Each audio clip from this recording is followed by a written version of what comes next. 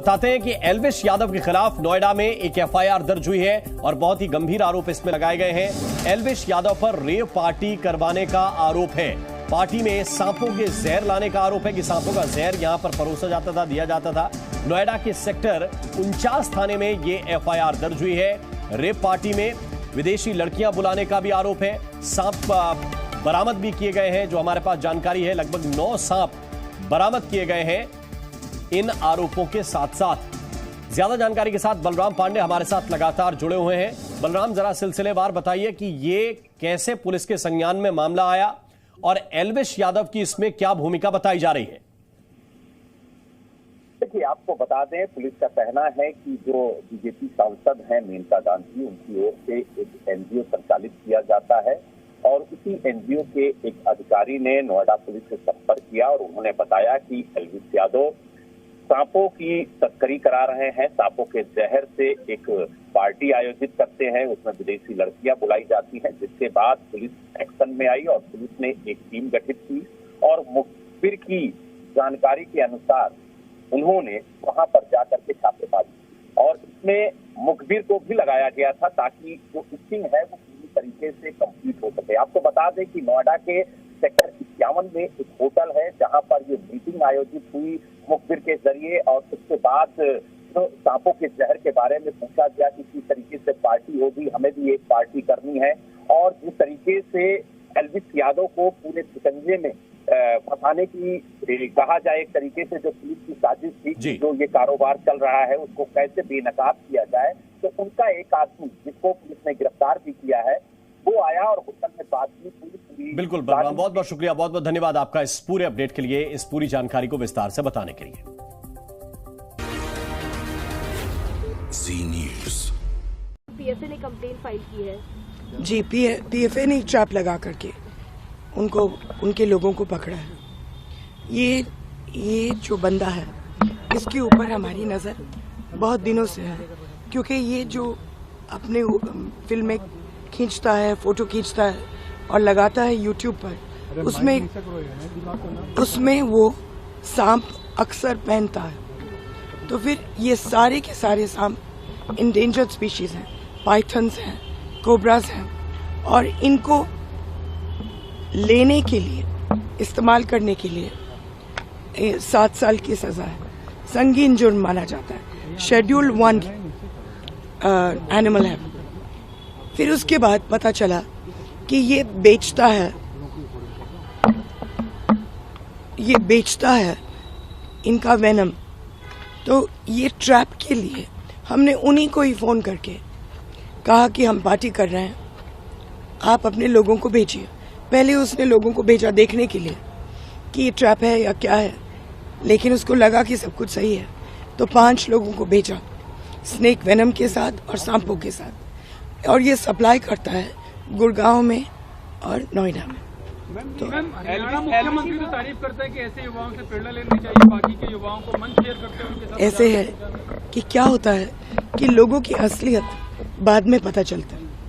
हम लोग हमेशा बेनिफिट ऑफ द डाउट देते हैं कि होगा कोई शरीफ इंसान, बाद में पता चलता है कि टीआरपी बढ़ाने के लिए कुछ लोग कुछ भी कर सकते हैं और एक दफा थोड़ी सी चस्का लग गई मशहूरता की, तो फिर वहाँ हेडलाइन में रहने के लिए कुछ भी करने के लिए तैयार है। बीजेपी संरक्षण दे रही है एल्विश यादव को। ये मुझे मालूम नहीं बेटा, ये हमारी टीम ने किया है। मैम, कितने दिनों से ट्रैप कर रहे थे आप लोग? सर्च कर रही है, लेकिन अभी तक वो फरार चल रहे हैं। अब वो फरार है। आपकी क्या मांग है? गिरफ्तारी उनकी? उसकी गिरफ्तारी एकदम होनी चाहिए। मैम, ये कहा जा रहा है कि जो वीडियोस शूट हुए हैं वो किसी मूवी के या किसी गाने के शूट के लिए नहीं बेटा, पुलिस वहाँ मौजूद थी। एसएचओ सेक्टर 49 के खुद गए और उनकी मौजूदगी में ये वीडियोस शूट हुए हैं और भेजा मैंने ही भेजा। मैम, कितने दिनों से आप लोग उसको ट्रैप करने? कई दिनों से बेटा। मैम, ये टोटल कितना रुपए का पेमेंट हुआ था और कितने रुपए पेमेंट किस थ्रू गए थे? मुझे नहीं मालूम, सचमुच में मुझे नहीं मालूम। मुझे नहीं लगता है कि कोई भी पेमेंट किया। मुझे लगता है कि उनको कहा गया कि यहाँ आओ तो पेमेंट हाथों हाथ मिलेगा। मैम, जब ये एफआईआर हुई, क्योंकि कल ये नोएडा पुलिस ने की थी, आज तो न्यूज़पेपर्स में भी है, तो बाद में पूछताछ में कुछ नाम सामने आए, तो क्या एल्विश ने आप लोगों को कोई कांटेक्ट करने की, पुलिस को कांटेक्ट करने की कोशिश की है? हमें तो नहीं किया, मालूम नहीं किसको और किया। मैम जो काम आप जरूर कोशिश तो करेंगे।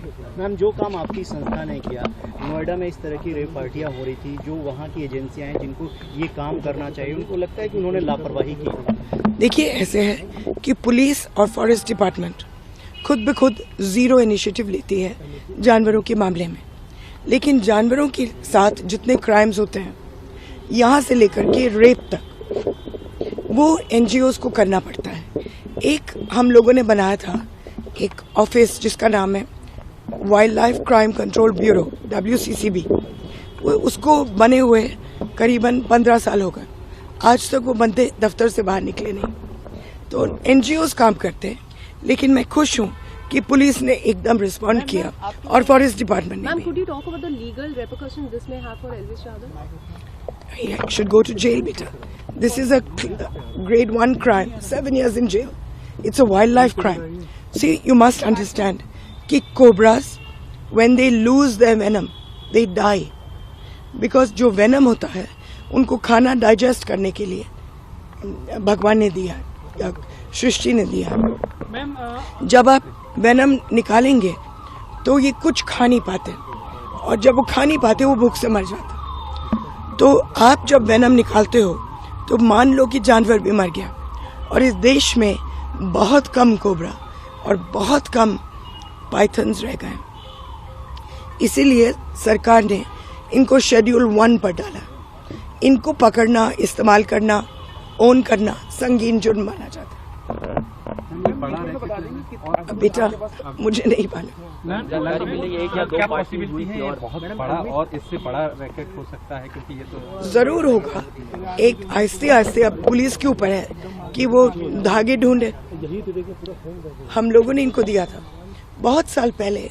इन्हीं लोगों जिन लोगों ने ट्रैप किया इनको, इन्हीं लोगों ने मंगूस हेयर के ट्रैप्स बनाए थे। तब तक किसी को देश में मालूम नहीं था कि जो पेंट ब्रश, कैमलिन और अन्य लोग इस्तेमाल करते हैं वो मंगूस के पूंछल को काट करके इस्तेमाल करते हैं। तब जाकर के वो धंधा बंद हुआ। तो अगर आप लोग देश में इसको फैलाएंगे तो ये धंधा भी हम लोग बंद कर सकते हैं। जब लोग, एक मिनट,